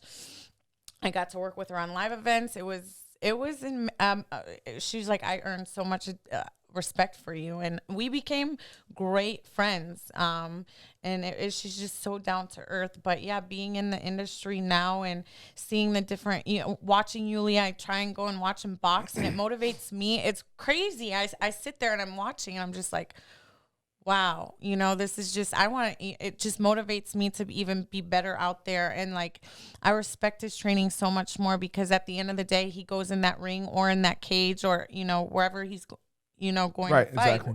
He's like, what, four combat sports? Is ridiculous. Yeah, for real, dude. Now he's got bare knuckles coming up. Bare knuckles, grappling, MMA, but it's like ridiculous, you know? I love that my dude's grinding like that. But on that note, right, something that I talked to Yuli about, I think it was maybe about 2-3 weeks ago, we were doing lunch, and you know, I asked him, I said, hey man, you got a lot going on right now. This is amazing. Let's ride this shit till the wheels falls off. What's next though? Because if an injury pops up and you're done, you're done. What's next? If your injury doesn't pop up, you're not the youngest chicken, even though you're doing great. What's next? So the man is surrounded by, and this is what I love about you guys' relationship and the fact that you made it here. And, you know, I've talked about Yuli so many times. I've referred to him so many times because since the podcast, I've gotten so much deeper into networking. Mm-hmm. Now, as coaches at the UFC gym, we network substantially because it's how we make our money. So we're constantly meeting clients and so on and so forth.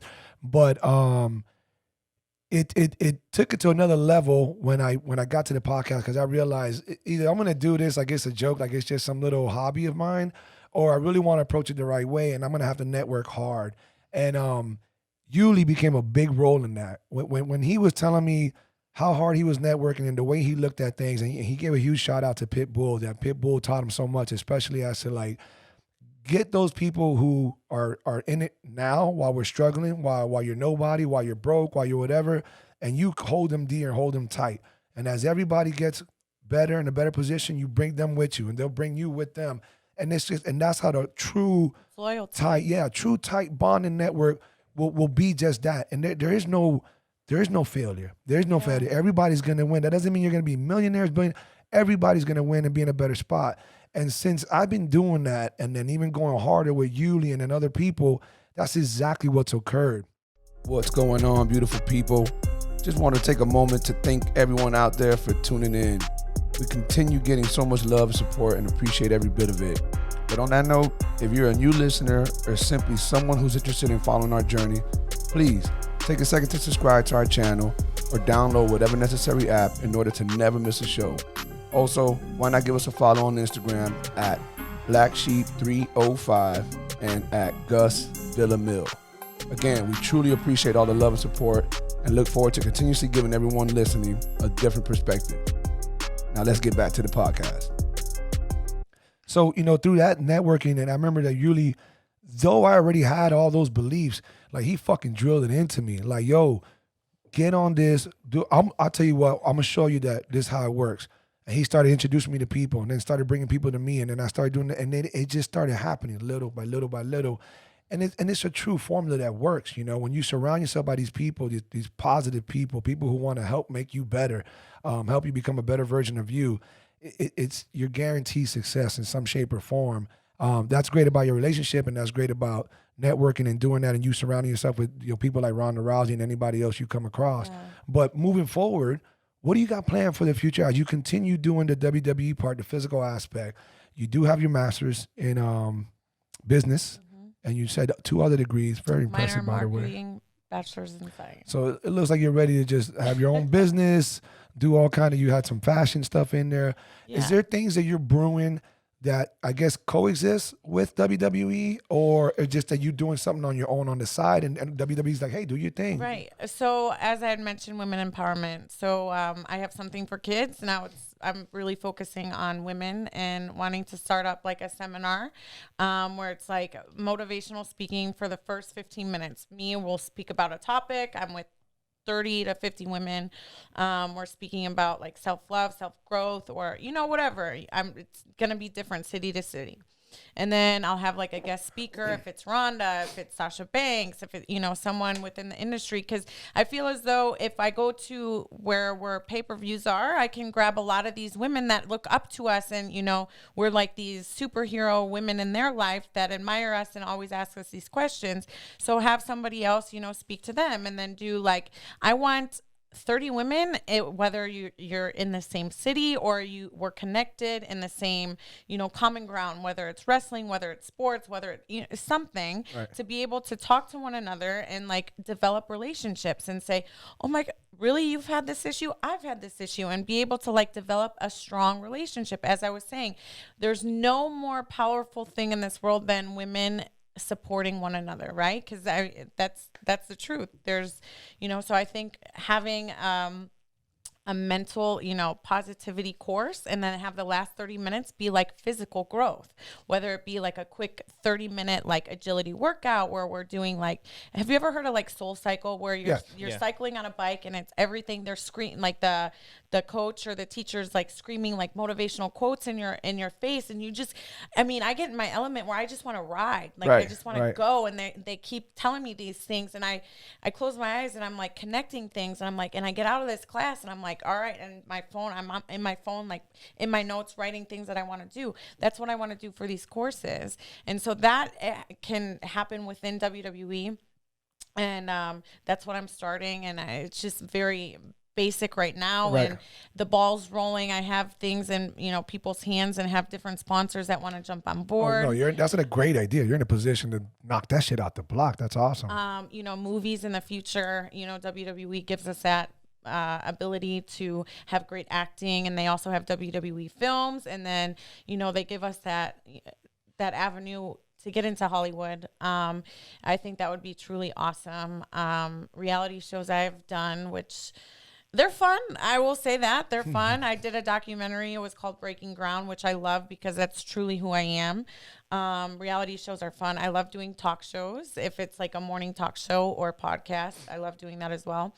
And open up a gym. As I said, my father has always said, it's all about you, Ash. Like, you control your own destiny. And so that's what it would be called. And it would just be across the board. Gymnastics, it would be huge, gymnastics center, MMA, fitness, bodybuilding. In the front, have chiropractor treatments, massage, have a fashion boutique, hair, med spa, nutritional advice, just an all-in-one, all about you, tailored to men and women.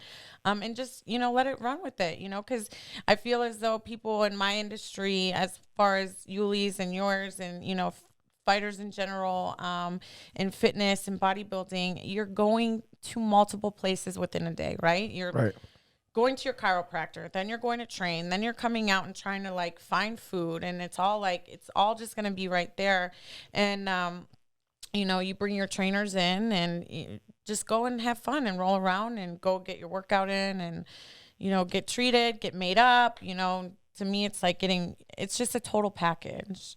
And so you've been blueprinting this slowly but surely. Right. Starting an app. It's called ABS-olutely Bootyful, which is like an ab workout and booty workout, everything in one. Okay. And having merchandise and, recipes and stuff like that down the line too as well. So sky's the limit. Writing a book, that's always something that I think a lot of wrestlers do, because you're grinding on the road 24/7 all the time. Thoughts come in your head, stories come into play. But I will say my memory is terrible. My memory is like out the window. So have you had too many concussions and stuff? Who knows? Probably been dropped on my head or fallen on my head in gymnastics growing up, CTE serious. You saw Erin Hernandez?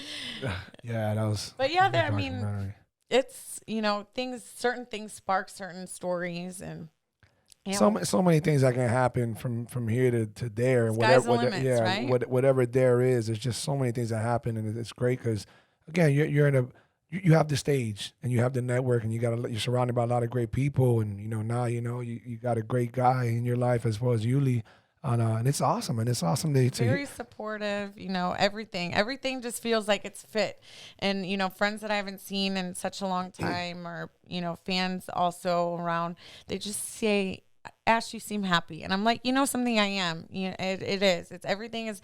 As I started this podcast, and as I will finish it, life is nothing but like a puzzle, right? Your puzzle pieces somehow, some way fit. And you might be in a time in your life and you're like, what, why, how, like all this, why is this might be the hardest time of your life. But fast forward 8 months, a year, 3 years, 5 years, you're going to understand that this piece fits with this piece. And it just kind of starts painting a picture. And whatever the case is, but you have to be positive and just know and put one foot in front of the other. So what is the actual site? The site for the bullying? Is that? It's just, we call it anti-bullying. Don't be a bully, be a star. So be a star.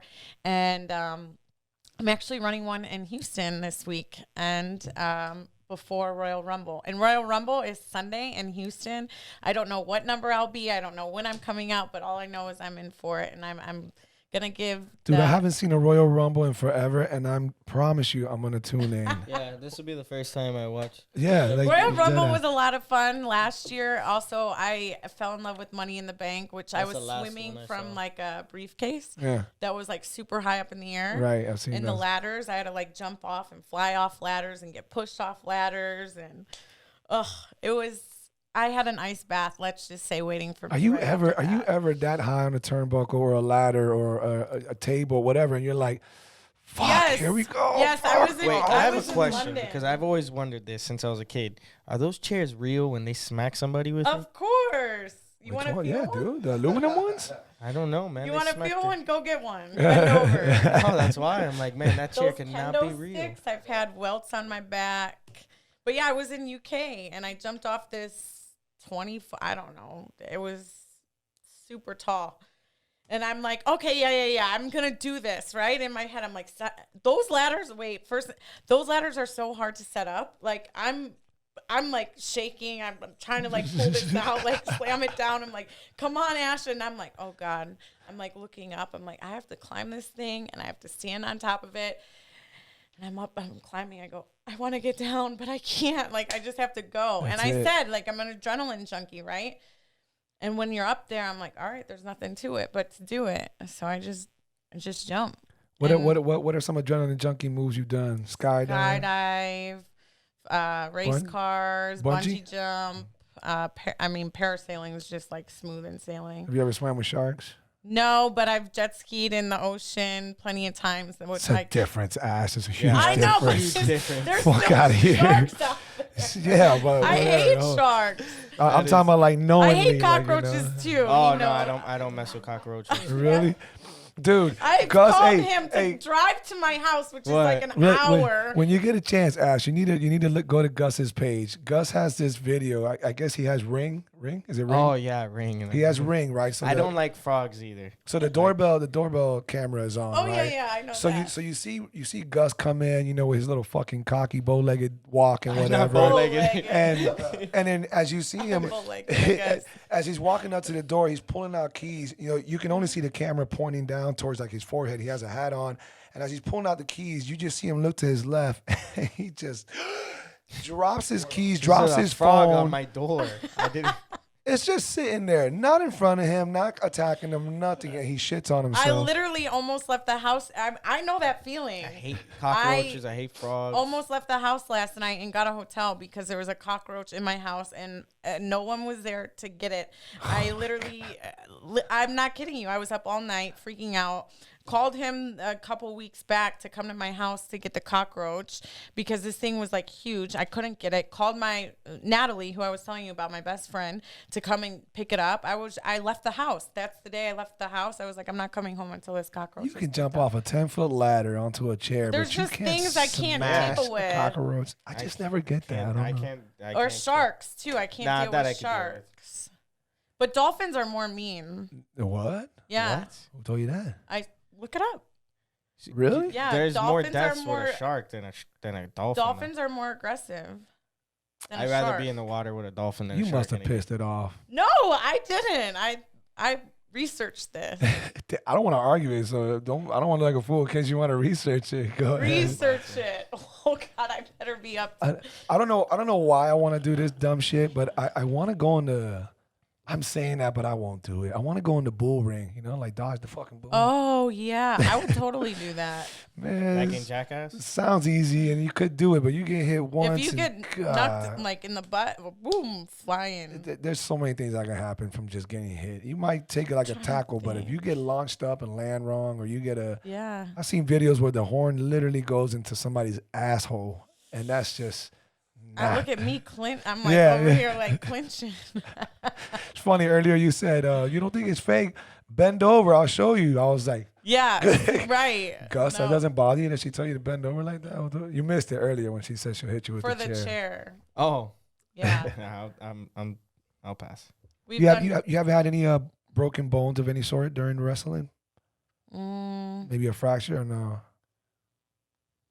I mean, I don't know. You did. You probably didn't X-ray it to check it out to MRI. I don't. My tolerance for pain is very high, so it's like I'll push through whatever I possibly can, unless it's like super, super serious. On that documentary, we were filming Breaking Ground. I had a serious injury that took me out, but I knew in my mind, as I said, I have to keep going. So I knew I had to push through and get to that other side for me to mentally be okay to take a step away, because I never wanted what ifs in life. But yeah, I mean, it's just more mental than anything than the physical injury. But yeah, broken bones happen a lot, knock on wood, you know, but it's just recovery's key.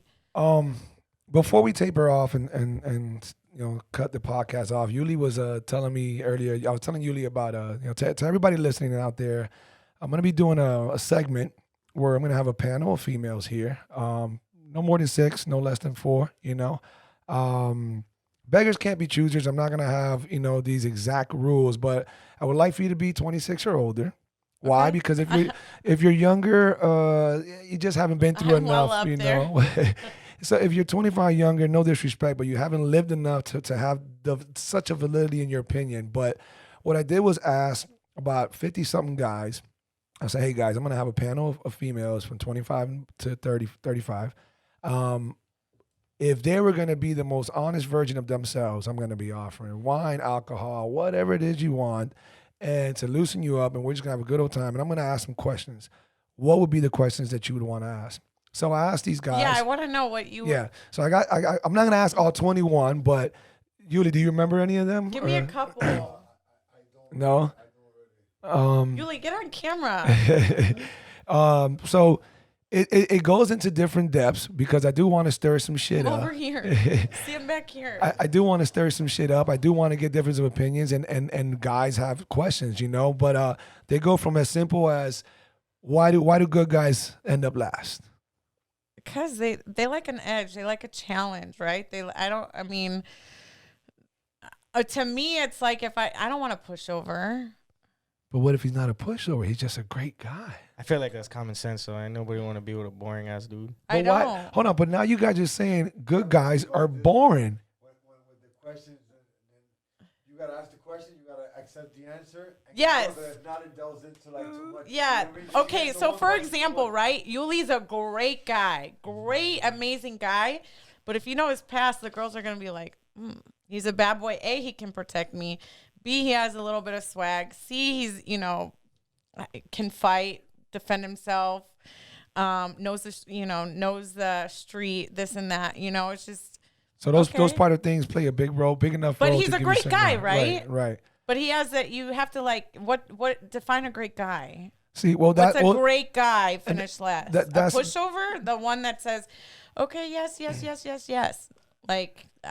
A lot of these questions, it was when I went over it with one of my anybody but a Latino. One of my good friends, Orlando. Shout out to O. We went over this and we were breaking the questions down, and a lot of it kept going to how you word it, how you were. So I asked him one of the questions. Do you believe in going Dutch on the first date? What does that mean? Yeah, I was just and a lot of people don't know what going Dutch is. So that's splitting the date, splitting the whole bill. Oh my God, yes. You believe in that? First date. Yes. Splitting the bill.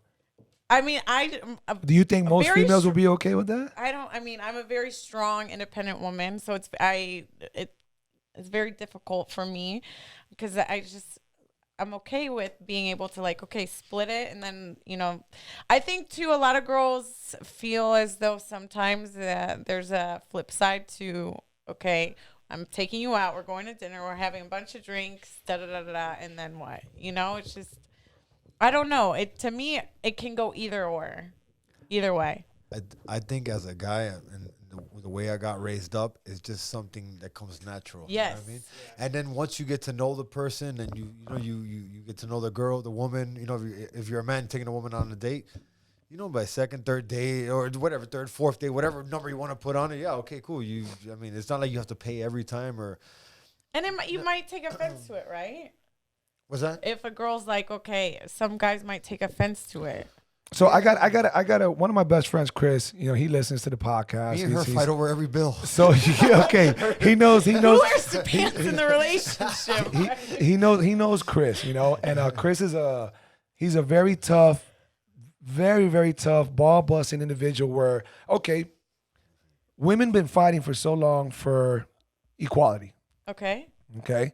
So if women have equal rights and we're fighting for equality, then why is it that the man is expected to pull out the chair, cover the bill, and do those type of manly things if you guys want equal rights? I never. Now remember, you got to remember though, Ash, you're a very special. You're a very special person. So that's it's different. You're very empowered. You're successful. You're doing good. You've been competing in many different levels. So you've been taught a lot of things that your average female has not been taught. So. But one thing is equal rights, and one thing is just like morals and being a gentleman. Completely different. Like pulling out a chair, paying.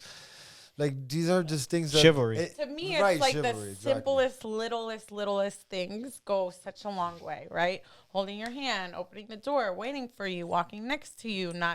It's just those little things that I'm like, wow, it's not going out there and buying me everything, or it's taking me to wine, dine, fine. It's just, it doesn't matter. It's the small things. I think for me as a woman, it's like time and like being attentive. I would say just the little things are what matters the most. Like he said, it's more like how you're raised, your manners. It's not about equality per se.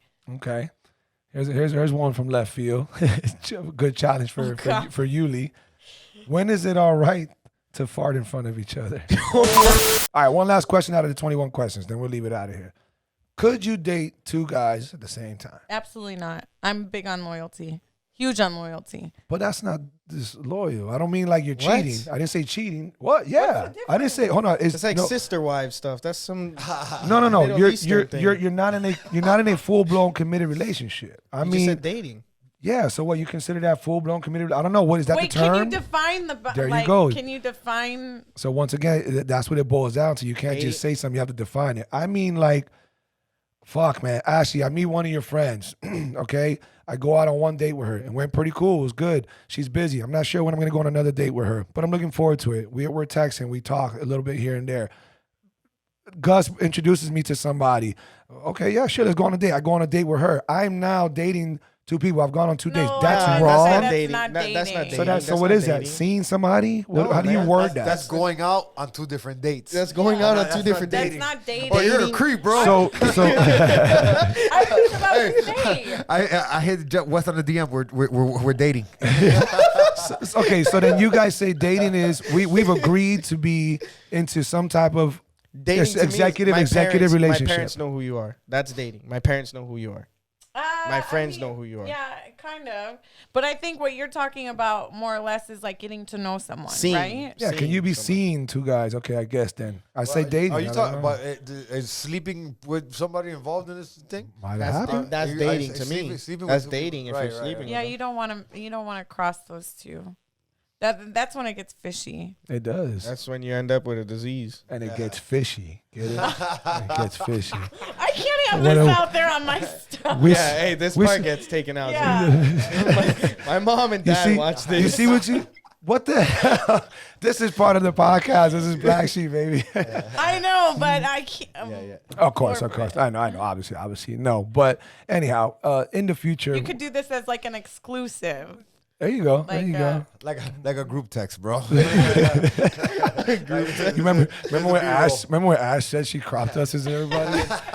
Look at that group right there. Dana rip ass Brooke. Yeah, that's exactly what they're gonna start calling me out there. Nah. We won't allow that to happen. But moving on, Ash. In the future, I will be doing that segment. And hey, if you're in town and your girlfriends are in town, if you have any friends, we'll totally do it. And we'll have some fun with that. And to anybody who lives out, Mandy would do it. She's a great time. Yeah, she is. Mandy Rose.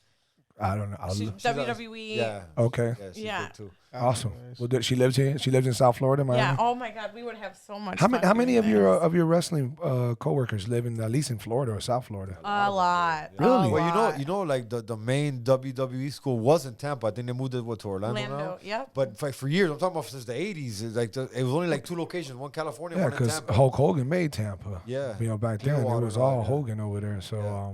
But that's they only have like, I think it's only 2, right? Cali and here, and it's huge, like a Yeah. university and shit. wow. So it just makes more sense to live, you know, nearby. In Florida. as possible. That's Yeah. what brought me when you had asked that question about coming down. It was like a no-brainer, right? I love the sunshine. I want to get out of that rut. Everything about being back in Ohio. My family's there. I even told them today. I said, I'll buy you guys a house down here. Come. It's beautiful. That I want my family to be down here.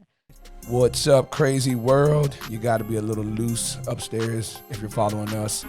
But if you're not following us, what the hell are you waiting for? Listen, go ahead, stop what you're doing, pause. You can come right back to this. I want you to subscribe, go to YouTube. I want you to go to iTunes. I want you to go to SoundCloud. I want you to just find any platform that we're on.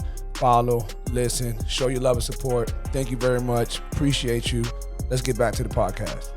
So before we go to closing out, hun, give people your handle on Instagram because it's long. Asha Sebera _ Dana Brooke. Twitter is just Dana Brooke. So ASHA HA. _ No. ASHA Sebera SEBERA _ Dana Brooke. Okay. And then you said you have another one or no? Twitter is just Twitter. Dana Brooke. Dana Brooke on Twitter. Mm-hmm. And then everybody can look out little by little the bullying. Anti-bullying, don't be a bully, be a The star. I love And it. then stay tuned to the Women Empowerment Program. Really looking forward to that. Yeah. I think that's going to be really big for you. I'm 'cause really excited. That's great. Listen, hon, it's been a blessing to have Thank you you so much for here. having me. It's been It's fun. been fun. Learned so much about things that we did not know about, and you Thank have a you. great story. For Thank you to have you. gone what you've gone through and made it this far, and I know there's just so much more going. I can't even lie how jealous I am of this right here. Like I am fucking Our envious, team. straight up. I love every bit of it. Like I really do. I really do. Thank I love this man so much. I know the amazing guy that he is. So to see this is great. And hopefully the haters can jump on board as exactly. well. Just find a best friend, that you love to be around. There you go. It's easy. Yeah. That's the way it needs to be. You need to have a best friend before you can actually have anything else. Yeah, follow Wes, it. just make sure it's a girl. Since you want to go there, you said you have to meet your mom. I know somebody who met your mom. Where's she at right there? Exactly. Yeah, she want to go there. We're live, guys. Yeah, this is all the time. Yeah. So, hey, everybody listening out there, don't forget to follow us at The Black Sheep Perspective. We're on YouTube. If you go to my link at Black Sheep 305 on Instagram, well, there's a link towards Anchor, and the Anchor is going to take you to Spotify and all kind of different platforms. So please show your support, subscribe. Also, Yuli, thank you for stopping by. Thank you for being an amazing dude that you are. Make sure you follow Yuli Monster. He's got several fights coming up. He's got bare knuckle coming up. Then he's got to defend his title in boxing. And I'm sure that he's going to have an MMA fight coming up behind Grappling Saturday. that. That's right. This Saturday I got New Breed, yeah. You didn't tell me that. Coral Springs. Oh, so then we have to train tomorrow for sure. exactly. Yeah. And then Gus, my boy, GUSVILLAMIL at Instagram. His fight's coming up in February 21st.